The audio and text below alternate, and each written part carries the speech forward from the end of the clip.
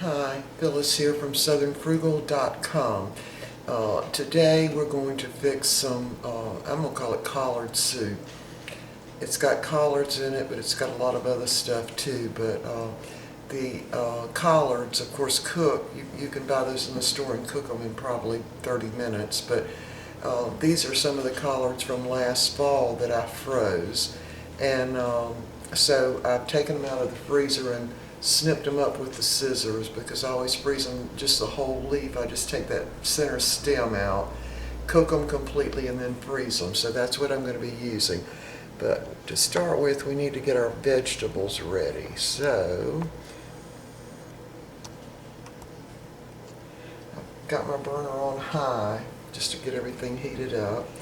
And I'm going to add some olive oil to the pot. And we're going to saute the vegetables that are going in it. And I will leave this recipe down below in the description for you. Okay, we're ready to go. 1½ cups of chopped onions.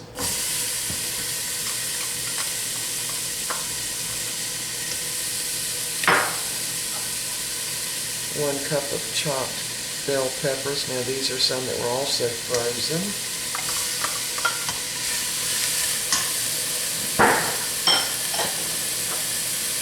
Cup of celery, also previously frozen.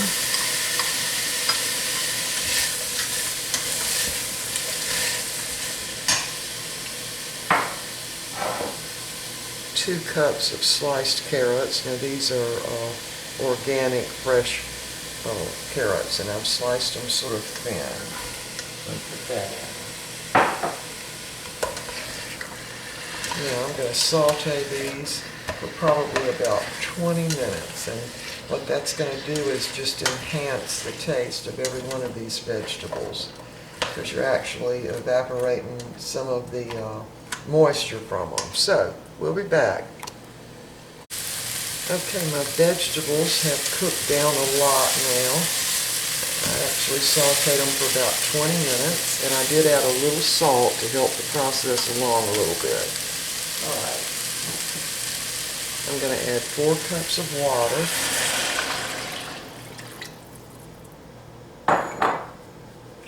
2 tablespoons of beef bouillon, or you can use the little cubes.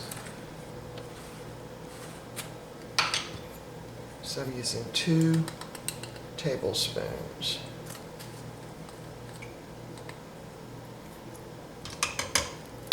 And that's just regular beef bouillon.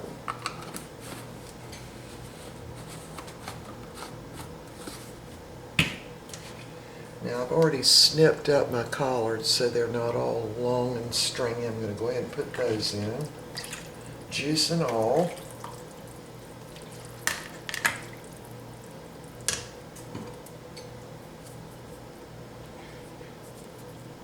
A can of diced tomatoes. That's a 14½ ounce can.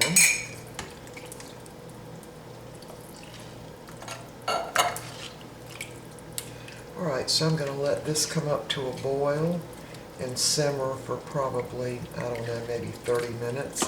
And the last thing I'm going to add will be my dried beans.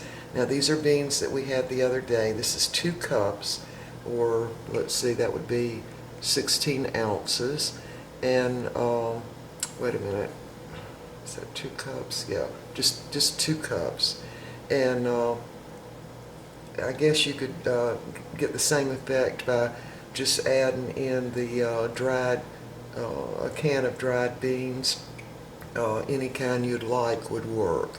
I just happen to like these are baby limas that I cooked a couple of days ago. So I'm going to save these until last, and I'll probably add about 2 more cups of water. But right now I want these vegetables to all simmer together for about 30 minutes.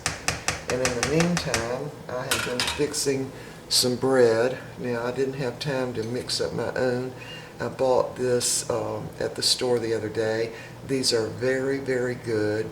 Now it says new, but I think they've been on the market for about a year. It takes absolutely nothing to mix them up. You don't have to knead them or anything.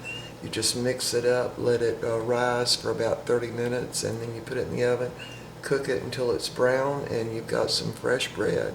All right, once this gets ready for us to add the dried beans, we'll be back. Okay, all the vegetables are completely done now. We're going to go ahead and add these little baby dried lima beans. Stir that all around. Now I've got my bread in the oven, so we should be ready to eat in just a little while. So this time we're just going to let it just enough to heat up the lima beans, and I'm going to add 2 more cups of water.